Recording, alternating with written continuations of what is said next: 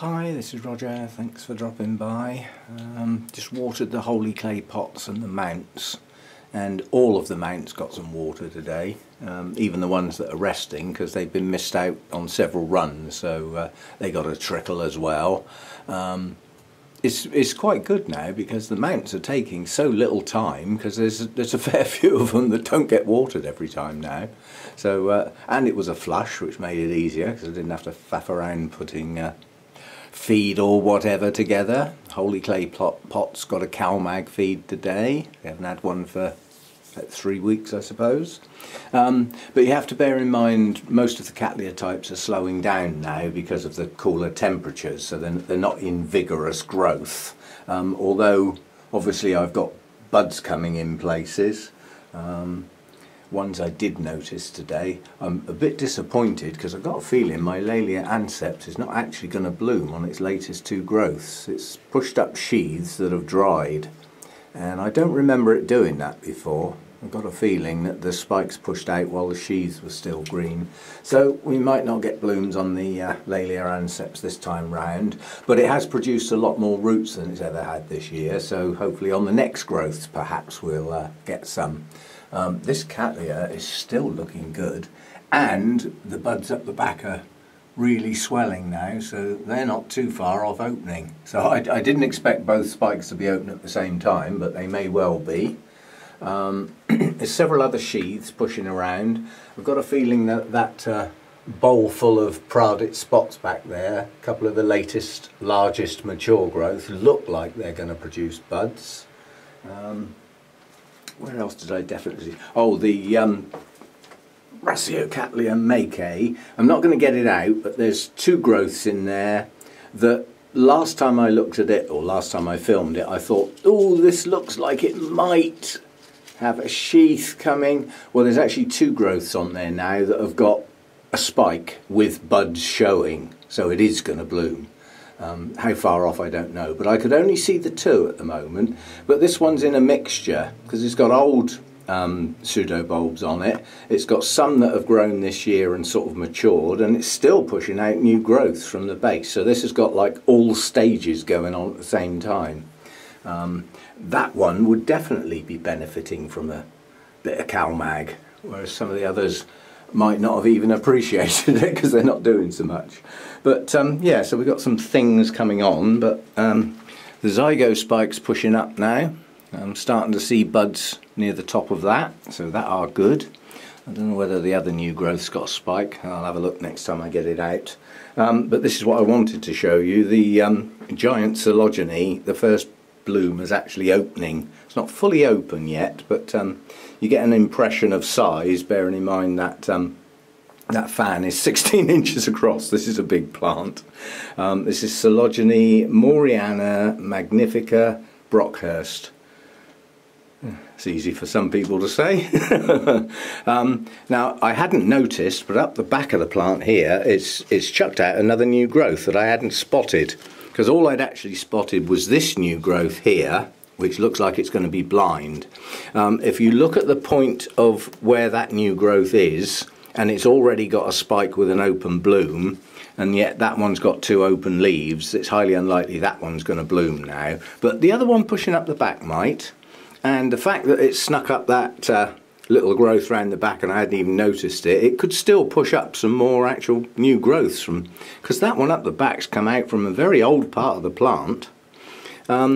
These were the three growths from last year, so that growth came out from an old bulb, as did the one up the back, and this one came out of one of last year's growths, which I'd have expected all three of these to produce new growths. The other two still may, but anyway, this is just opening now. This is one of the larger white Coelogyne blooms, and its claim to fame is just that sheer depth of colour in the lip there. It's absolutely stunning, and it's hairy. I'll see if I can lift that up so that you can see inside. I think my thumb's in the way. Very, very interesting bloom. Not fully open yet. It will open. I don't think they open fully flat, but they get towards it. And this spike's actually got a second bud coming as well, so yeah, we should have a bit more to come. So yeah, that's that one, just opening. on a huge plant. It's a thirsty plant, that one. And if you don't keep it hydrated, the leaves do that. Yeah. So those leaves were when it didn't have any roots, so guilty. You know, if it can't hydrate itself, then this is the equivalent of the Oncidium concertina leaves, but this is this plant's version of it. It just buckles and can't cope, basically. So I mean, the leaves on the newer growths were better. They're still slightly twisted, so it's still not got a really good support root system for the size of the plant. A lot of those older bulbs have got no roots, and obviously the plant's still trying to keep them plump and support them on the roots it grew from last year's new growths, you know, which isn't enough to support the plant that big. I mean, given time, I'll be able to take some of the older part of the plant off, and on this plant I would actually plant up older bulbs and try and get some new growths to shoot out of them, because with blooms this size it's a plant that others may want. So we'll see how that one goes, but that's what I wanted to show you today, and I'll see you next. Oh, and the other one I noticed, the I always forget what this one's called. It's got a tetra something or other. Dendrobium tetragonum variety giganteum, it says here. And what I thought looked like it might be going to bloom, it definitely is. It's definitely got a spike with what looks like 2 buds. This is going to be interesting, because these are not your normal, similar to Latoria types as far as looks are concerned, but not as far as colours are concerned. This is going to be quite nice when this actually comes out, providing they don't blast, of course, like some things do. And the buds on this twinkle are starting to show some colour now. That's the recent one that was got at the Ridlington visit. It's effectively a twinkle, but it's been crossed back with Sotoanum, which is one of the parents of twinkle, and it has actually got a proper name as well. So that's to come, and that's about it really for today. I've got an awful lot of stuff to do on the computer today, so I need to get cracking with that. And yeah, I'll see you next time. Thanks for dropping by. Oh, let's have a look at this, because these are going over. The other spike's already gone, because it did have 2, and this is the first bloom that opened on this spike that's now fading. So probably only got another few days left with this one, which is a shame. I've really enjoyed that splash of that combination of colours while it's been in bloom. It's got a name about 8 foot long. It's Cattleya Little Lemon Drops crossed with Cattleya Why Not? And why not with colours like that? So what I'll be looking for on this one now is some nice strong new growths. It's got 2 leads, so hopefully I'll get at least 2 growths when it gets going. And I've got a message out to Rachel at the moment, because it's because of relatively recent acquisitions plus some things I've already had, I hadn't quite realised I've got as many actual Cattleya species as I thought. They seem to have crept up on me. So I've asked Rachel to go and dig out her Magic Cattleya book that I read while I was visiting, and look up the species that I've got to see if they've got any special needs, I'll call it, because certainly while I was reading that book there's quite a few species Cattleya that, like, after they finish blooming they need to go dormant for a while, so you need to basically stop watering and feeding them and give them a rest, you know, similar to what you do to a dendrobium, I suppose.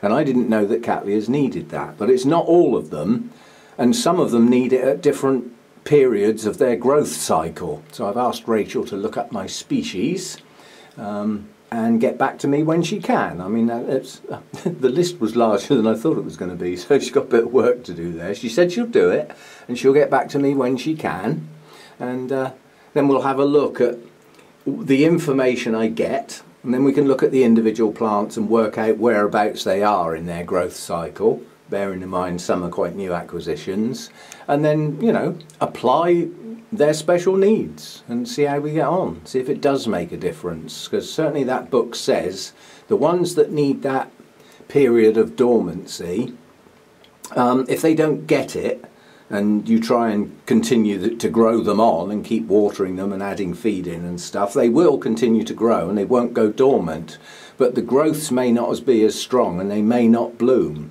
So it sounds like it could be quite important. So we'll get the information and then go back and visit the plants and see how we get on. And I'll see you next time. Oh, I know what you must have a look at, of course.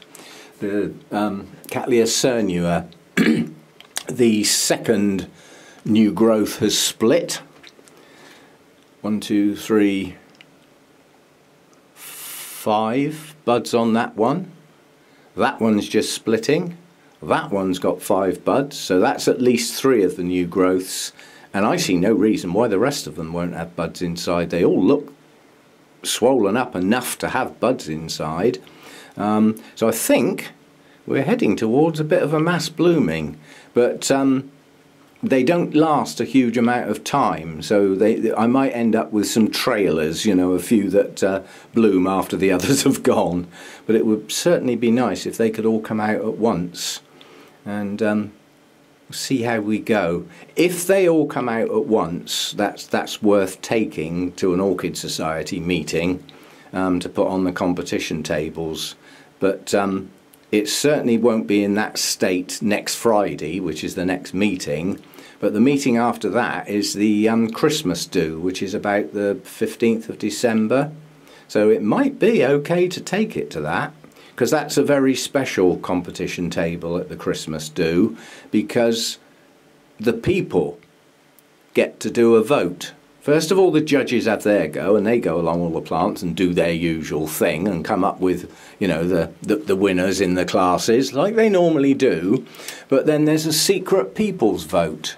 All the plants are given a number, and everybody takes a ticket, writes the number on that they think is the best plant, and then the one with the most votes gets a people's winner prize. So yeah, we'll see how we go.